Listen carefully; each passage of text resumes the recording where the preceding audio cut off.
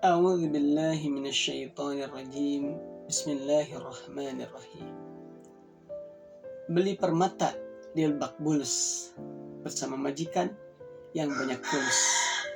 Setetes air mata yang tulus mampu menjadikan hidupmu mulus. Assalamualaikum warahmatullahi wabarakatuh. Alhamdulillah, wassalatu wassalamu ala rasulillah wa ala alihi wa mawala, amma ba'du. Sahabat-sahabatku yang dirahmati Allah Subhanahu wa taala. Dalam hidup kita pasti kita pernah melihat bagaimana tetesan air mata keluar. Baik dari diri kita maupun dari orang lain. Syukur-syukur kalau kita pernah meneteskan air mata. Tapi bukan air mata buaya. Bukan air mata takut dari istri, bukan air mata karena dimarahin suami, bukan.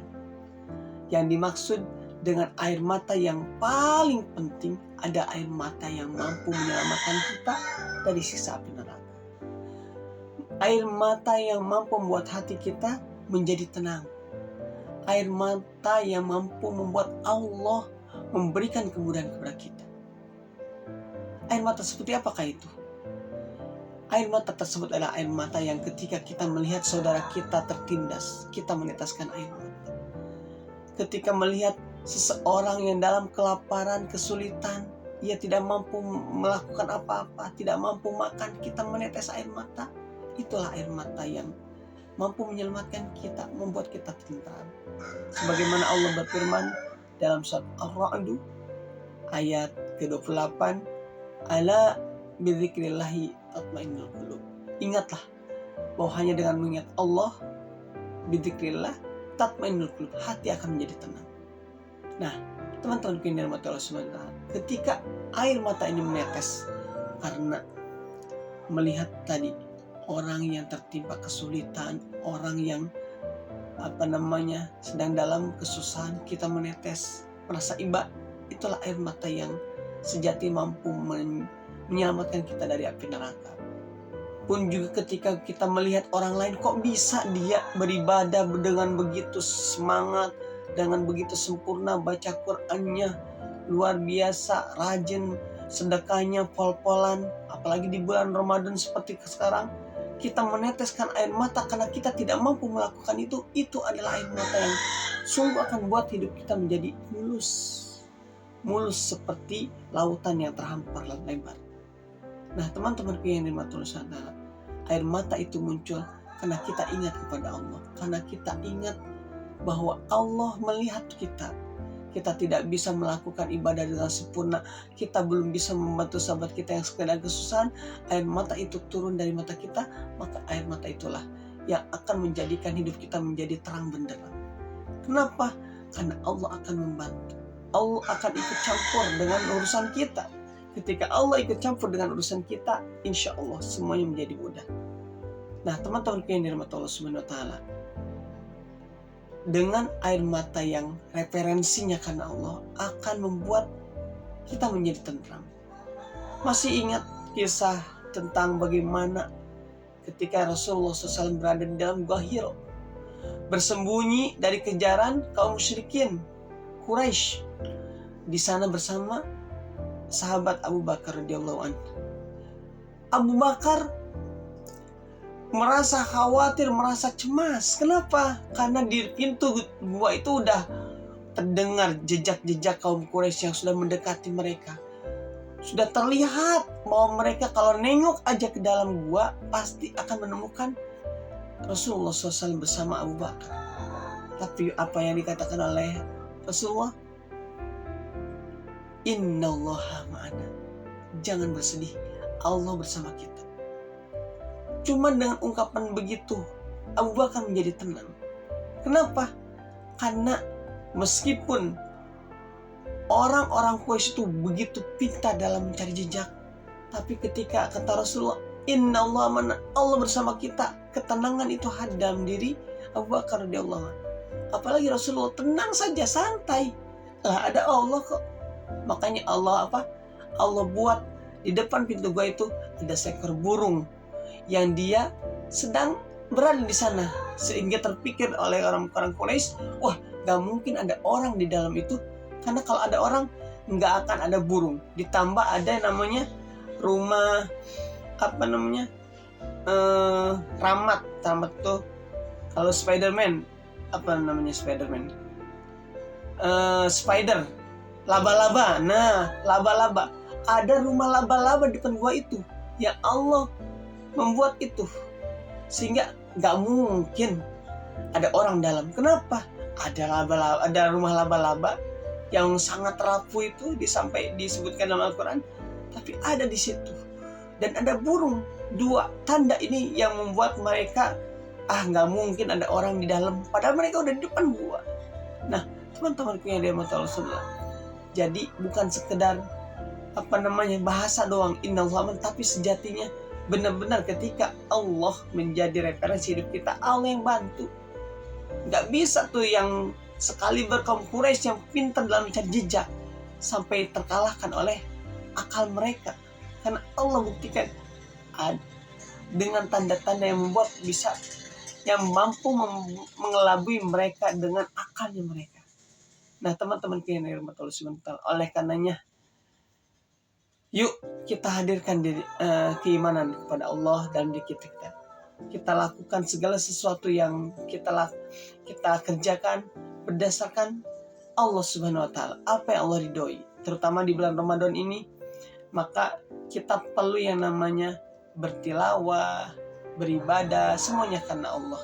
Termasuk kalau hari ini kita sedang berjibaku nih, para 3 paslon tentang menjadi calon presiden. Maka kita bisa lihat bagaimana ketenangan dari salah satu paslon, bagaimana ketidaktenangan dari paslon yang lain, sehingga ada yang namanya makar untuk bisa menggelembungkan suara. Tapi ketika Allah menjadi pijakan, ingat Allah yang kemarin beliau sudah sampaikan, Allah yu'ti mulka man tasya, Allah yang memberikan mulki tu'tal mulka man tasya, ada namanya memberikan kekuasaan kepada yang Allah kehendaki. Wa tanzil mulka mimman tasya, dan menghilangkan atau mencabut kekuasaan dari orang yang, maka ketenangan itu hadir pada salah satu paslon yang yang kita simak bagaimana di akhir perdebatan kemarin dilakukan. Maka sekali lagi, ketika Allah yang diingat, yang menjadi referensi, yang menjadi patokan, maka ketenangan itu santai saja, tenang, tidak akan pernah yang namanya gerasa gerusu, kemudian nikung kanan, nikung kiri.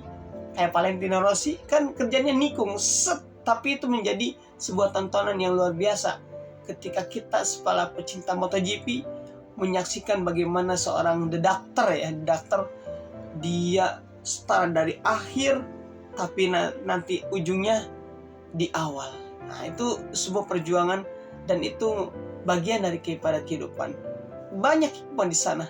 Bagaimana seseorang yang punya tekad kuat, dia mampu menyelesaikan dengan kedisiplinan dan menjadi yang terdepan. Udah kayak Yamaha yang terdepan. Ya memang waktu itu beliau juga di Yamaha ya, dokter itu Valentino Rossi, beliau di Yamaha dan mampu menjadi yang terdepan dengan tekad kuat. Meskipun posisi di awal meskipun tidak terlalu belakang, tapi tidak di tengah, tapi di belakang. Dan itu membuat para pecinta MotoGP sangat menyenangi beliau hingga akhirnya sekarang beliau sudah menjadi pensiun. Tapi sebagai seorang MotoGP maniak, mereka mengenang bagaimana The Doctor berjuang dan membuat permainan MotoGP menjadi menyenangkan. Nah, teman-temanku yang dirahmati Allah Subhanahu wa Ta'ala, kembali lagi kepada air mata yang didasari oleh karena cinta kita kepada Allah, merasa kasihan kepada saudara kita, kemudian kita merasa nggak mampu melakukan ibadah yang orang lain mampu lakukan, sedekahnya yang tadi pol-polan, ibadahnya yang luar biasa, tilawah yang banyak, kita tidak mampu. maka air mata itu turun dari diri kita karena kita melihat Allah, kok kita nggak bisa. Ya mudah-mudahan dengan kita saling mengingatkan ini, kita hadir meski ini baru awal di bulan Ramadan. Ini adalah Ramadan ke-9 hari ini, yang mudah-mudahan kita masih punya sisa-sisa Ramadan yang bisa kita maksimalkan dengan ibadah kita, sedekah kita, tilawah kita, dan yang lainnya. Yang mudah-mudahan Allah selalu membimbing kita, menuntun kita, dan menghadirkan ilham yang baik dalam diri kita, bukan ilham yang buruk. Karena kalau ilham yang buruk itu biasanya ada ikut campur dari setan laknatullah. Lah, kan ini bulan Ramadan, setannya sedang diikat begitu ya. Nah, tapi kemarin kalau disampaikan oleh salah satu penceramah bahwa mereka emang diikat, tapi kalau bulan Ramadan kita masih punya niatan itu, berarti itu bisa menjadi karakter karena udah terbiasa.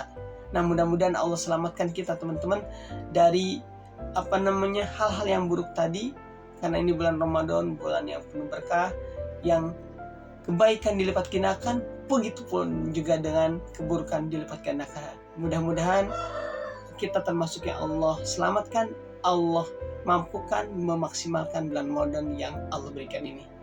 Barakallahu fikum, kurang dan lebihnya mohon dimaafkan. Salam akal sehat. Wassalamualaikum warahmatullahi wabarakatuh.